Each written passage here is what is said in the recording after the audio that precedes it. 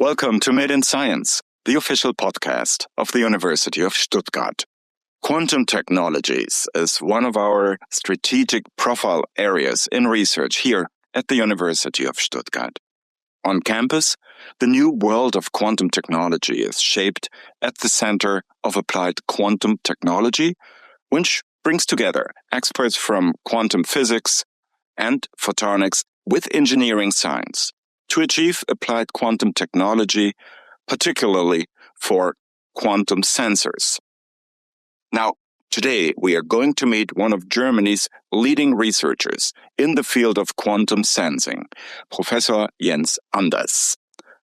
I want to talk with him about his fascination for theory, measurement, and practical applications, about shrinking laboratory instruments, and the big house. Welcome, Professor Jens Anders, to Made in Science.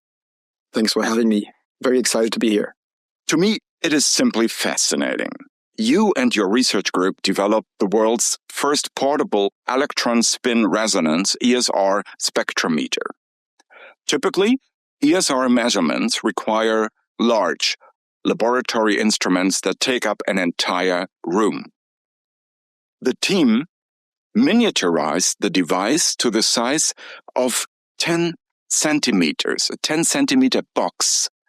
Instead of a large magnet, a permanent magnet the size of a hamburger generates the necessary field. Now, the crucial ESR on chip detector was developed by you. That happened some years ago. What has happened since? Have you made it even smaller?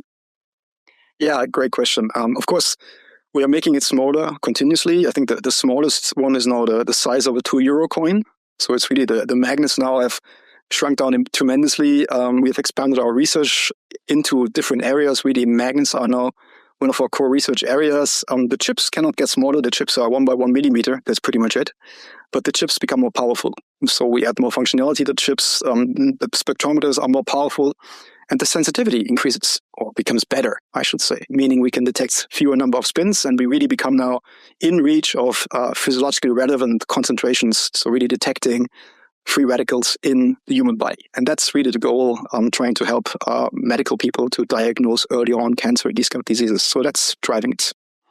Driving is the word. Obviously, your interest is driven very much by curiosity and by also the applications that are linked to your results. Since 2017, you have been chair in electrical engineering of bionic systems, and you serve also as director of the Institute for Intelligent Sensors and Theoretical Electrical Engineering, IIS, here at the university. Besides, you are also the spokesperson for the Q-Sense Future Cluster Quantum Sensors of the Future, which emerged in 2021 as one of 7 winners of the Clusters for Future competition among, I think, 137 submissions. I'm curious, and that is, of course, by chance.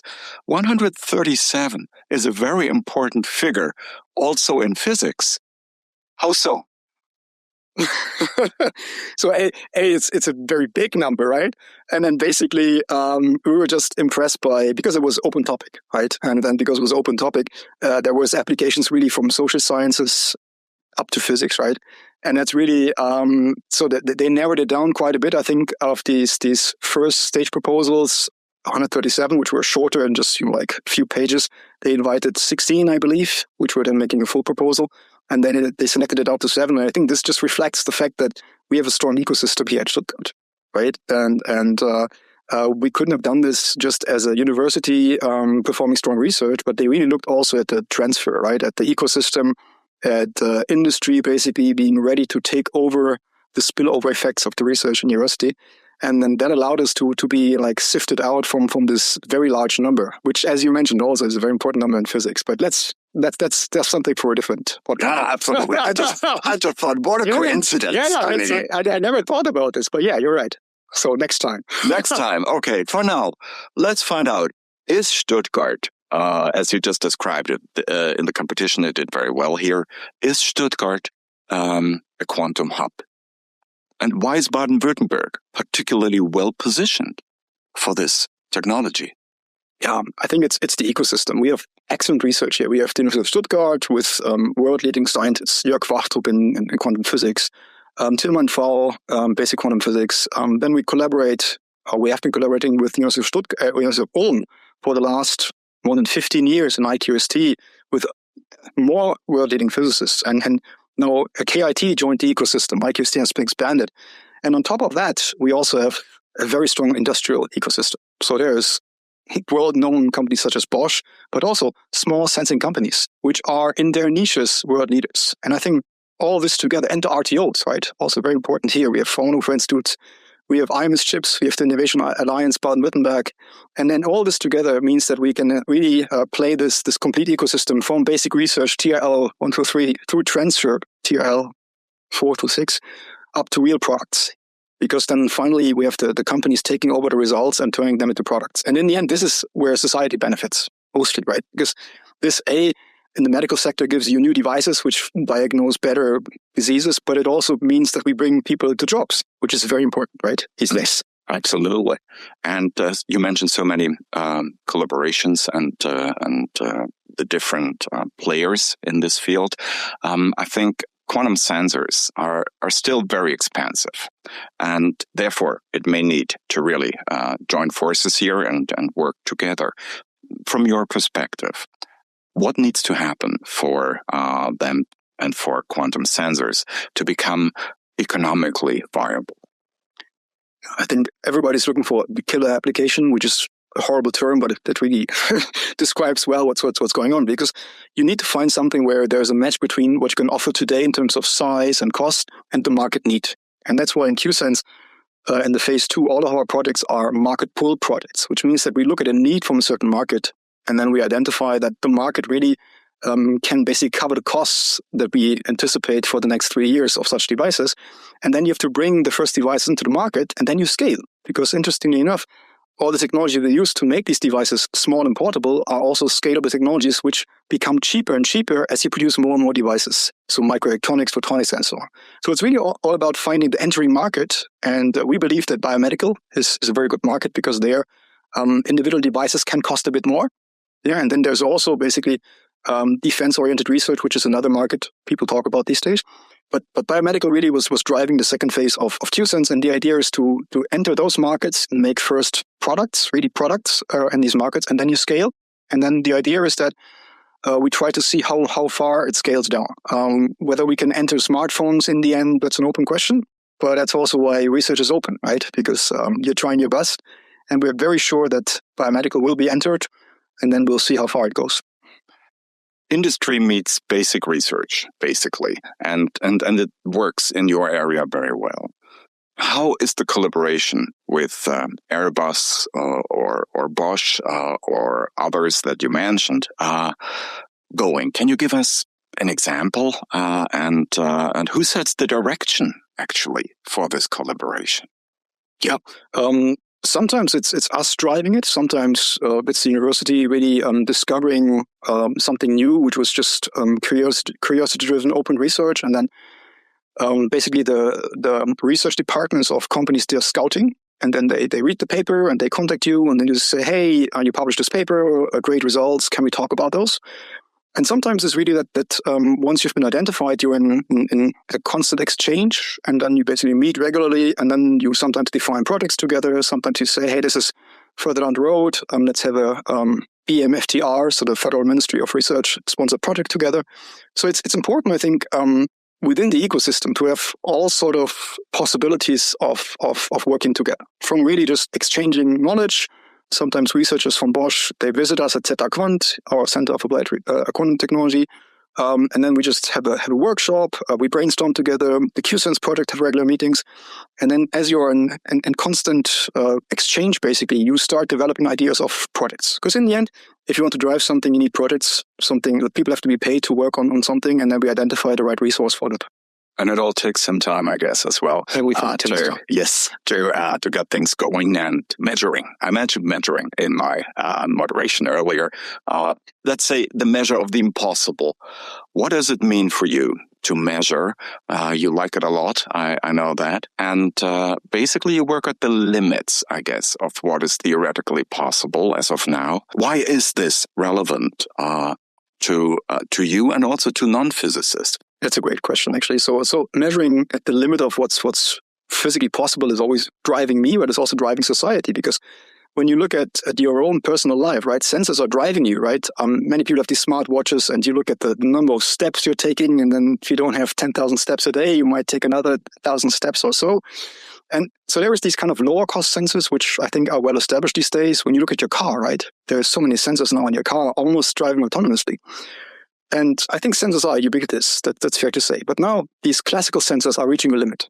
And that's where quantum sensing kicks in. And we're trying to sense beyond that, be it it's more sensitive. You can measure maybe acceleration, at smaller numbers, or sometimes it's more specific, basically distinguishing different metabolites in your body or different free radicals.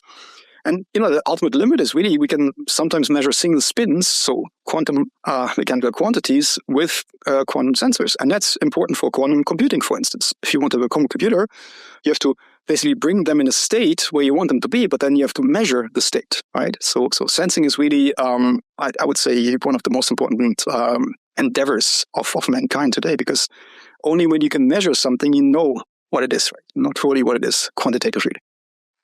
You have already mentioned some of the application fields that you work for, may I say, and can envision your research results to be implemented in as well. May I just go to perhaps 4 or 5, and if you give me your vision, what could be done with these, then I would like first. We were hinting at this already, or you were actually mentioned medicine, for instance, prosthetics. Do you have an example on that?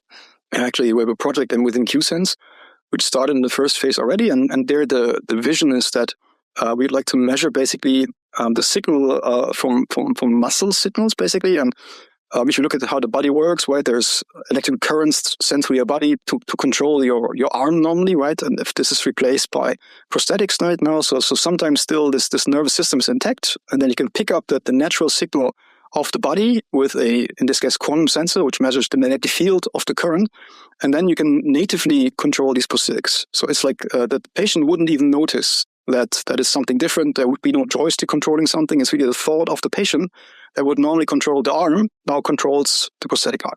And that's really fascinating, because this would bring so much more quality to the people's life, to the patient's life. Right? So that's really something. And now in the second funding phase, and I think we're close to having prototypes, and then that's supposed to continue in the third funding phase. And it would be fascinating to see the first patients really benefiting from this. Absolutely. And if we stretch this a little, it's still a medicine, I guess, but to another area. What about diagnostics? We all know those, not all of us, but some may know, these really huge MRI scanners. And that, I think, is also something that the work that you do is influential for. Absolutely. MRI it's a great technology. I mean, it was really a game changer in medicine. Huge diagnostic power. And there are basically with this first generation quantum technology, we reach limits. So there is the limit of resolution you can reach, and also it is more like morphology. So you look at the anatomy of the body. And within QSense, we have a project together with a startup from Ulm Envision, and they really have a way of hyperpolarizing the signal, so making the signal larger, so bigger signal to noise ratio, which means that you can not just look at the morphology, the anatomy of the body, but you can really look at the chemical processes inside the body. And this is really influential for cancer, basically treatment, because cancer treatment these days is not limited by the amount of drugs we have available, but just by testing which drug works for a patient. This typically takes 4 weeks, 6 weeks, because you have to measure the change in morphology, the change in anatomy of the cancer, right, of the tumor. And when you have 6 weeks in between tests, you can only test 3, 4, 5 drugs. But now with the new method, we can test every 2 days or so. And that means you can try almost all drugs on one patient. And this greatly increases the chances for the patient to survive cancer. And that's just a great thing to work on. Yeah, and so these faster results. Faster results. Mm-hmm. So you can basically try out more drugs. And typically, it's hard to find out which drugs works for which patients. And now with this, you have a high chance of finding the right drug for the right patient. And that just increases the survival chance of these patients. Yeah. So pharmacology, that was the section that you're also working for. And I would say, what about wearables? You have already hinted at some, but where do you see is that going? Yeah, so wearables are ubiquitous also these days. Many people have these smartwatches, and our paradigm is basically that these are great devices, but they're not very specific. So they can detect the onset of a disease, but you don't know which one. So you just know you're not feeling well, and you can detect this maybe 1-2 days earlier, so you can rest a bit more and so on. But the idea is we want a very specific device telling you that this and this disease is onsetting. And the idea here is that we use technologies which are established. There's nuclear magnetic resonance and the EPR you mentioned before, which can diagnose basically metabolites as one indication of diseases, NMR, and then there is free radicals as another important indication, because the balance between free radicals and antioxidants critically determines onset of diseases. And we directly measure those with our technologies. And now scaling down our technologies to the size of a 2 euro coin means that you think immediately about a smartwatch. Right? The idea is, can I bring those into a smartwatch? And that's exactly one of our goals at the moment. That's a longer-term challenge, like more like 5-10 years, but it's definitely not impossible. And we start with smart patches. So the idea is that you have a patch which you put on the arm, and then you measure in the sweat, for instance, free radicals, and that will be a good indication for. And the first thing is we got skin cancer. So instead of when you have let's say there's a risk of skin cancer, typically they cut out the parts, and that's not so nice for the patient and so on. And here the idea is that can I have a smart patch you put on there, you measure for, like 1, 2, 3 days in a row, and can I then determine whether, this is really malicious or not? Here in the University of Stuttgart, in a couple of days, we have upcoming the Science Day, where we introduce results of research. Will you be involved in that? Absolutely. Every year, it's exciting for us to see people coming to the campus and really being curious about your research, asking questions, especially the young people. It's always fascinating how much they want to know, and that's the next generation of engineers and researchers, and it's very important to keep their enthusiasm alive and stimulated. What will you do this year? So we will booth always, and then we have basically demonstrator experiments where we showcase what we do. So now it's very handy for us to have these portable devices. Because then you can really show the young kids that this is really within reach and this can enter the market soon.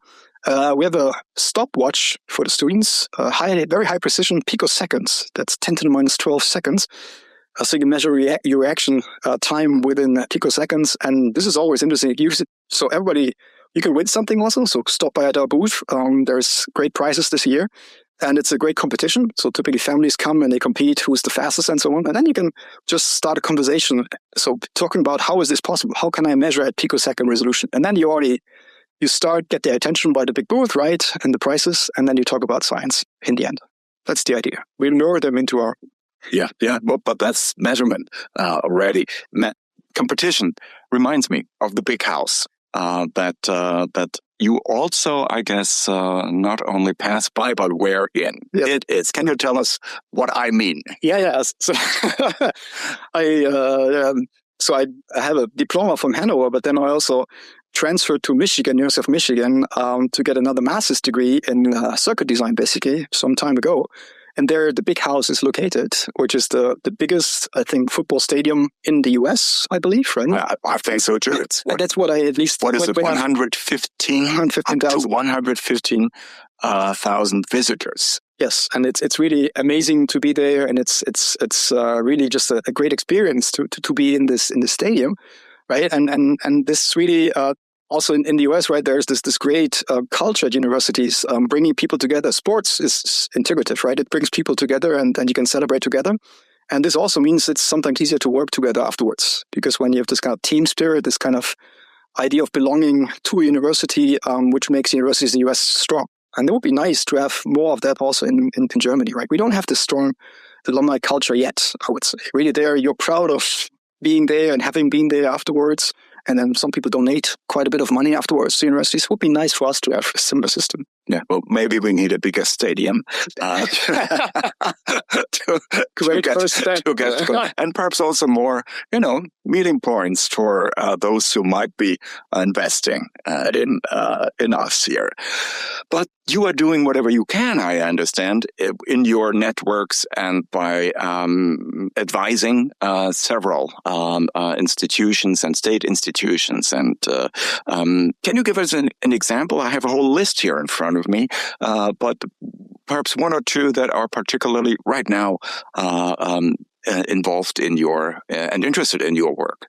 Yeah, that's a great question, because as you mature in your career, at the beginning, you're always wondering, does anybody care about my research? And then you get more and more requests to enter these advisory boards and so on. And then you wonder, is that worth the effort? Because you would like to do research, right? And then you spend time advising and consulting people. And then you find out, yes, absolutely it is, because you have to make sure that the stakeholders, the people that take decisions, they are informed, because it's important to take informed decisions. And that's why experts should really take the time to be part of boards and be part of consulting activities to make sure that the decisions are made in the right direction. So one part of, I stepped out of IQST, the board of directors.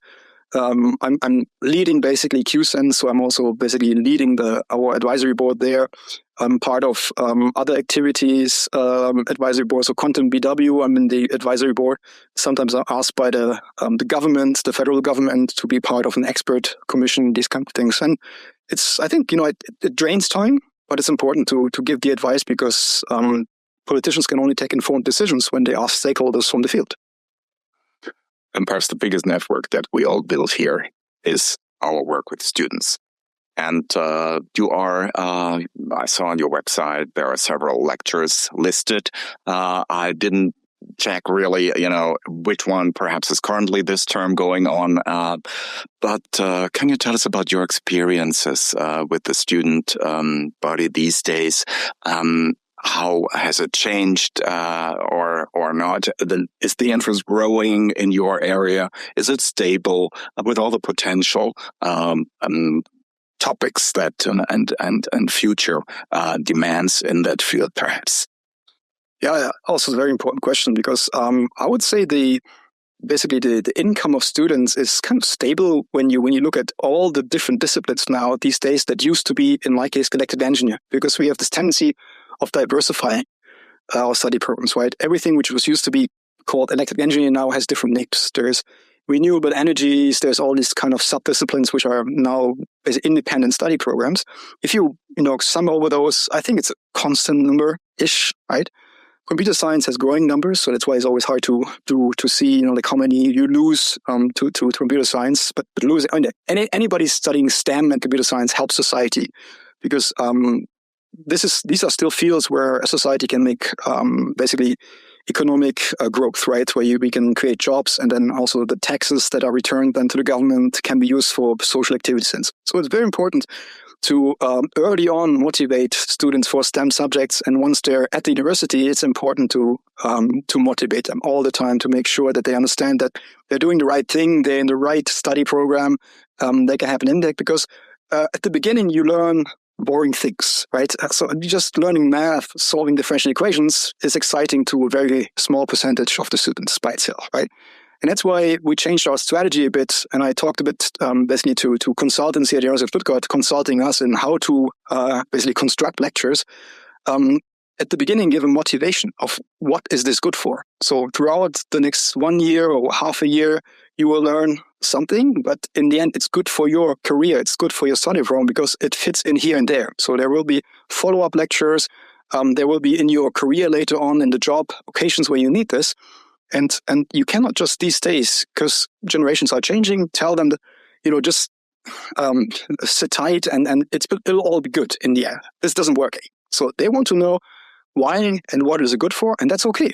That's forcing us to think about it, right? That's forcing us to be also more a bit, pinpoint down where the things that we're teaching are really good for, and sometimes really change your course, because you find out, hey, this was a nice, academic exercise, but it doesn't help the students so much anymore. And that's why it's a constant process. And that's fascinating. So you stay young as a professor. Oh, yeah. That is, I think, one of the big takeouts here at the university as well, that all of us are experienced students who are constantly 20 years old.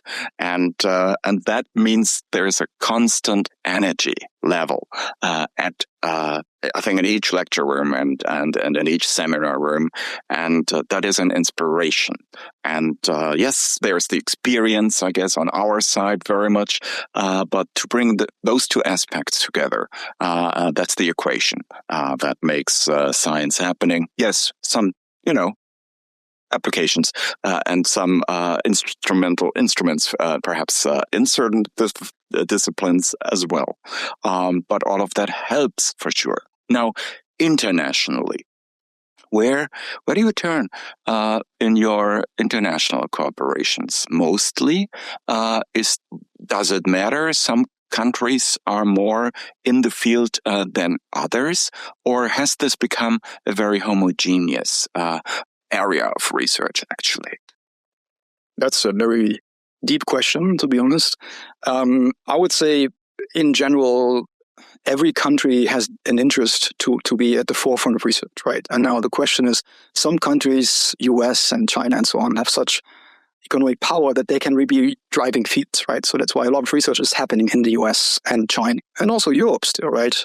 Because as Europeans, we understand that it's important to be at the forefront of research. Now, other countries, it's difficult for those countries because they don't have the economic power to afford instruments, for instance. So when you go to Africa and parts of Asia, right, they have brilliant people. I think on average, people are brilliant, equally brilliant everywhere in the world. There's no difference whether you are in Australia or Indonesia or Africa. But it's just the possibilities for researchers to really measure what they come up with as theories and hypothesize, right? That's different. And that's why in the fields, let's say quantum technologies and also engineering, it's US, Europe, and some countries in Asia, China and Taiwan leading, Japan, of course, also.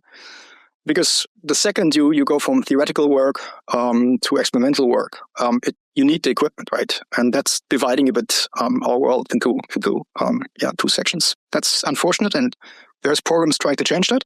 And I think we benefit from this as mankind.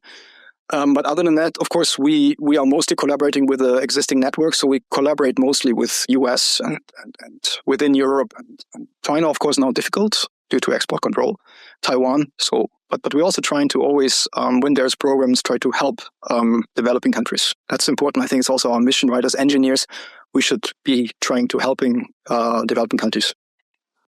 After this really deep reflection about what you do here at the university and beyond on an international scale as well, let's bring it back to Stuttgart. And we have at the end of our conversation something called Moment 7.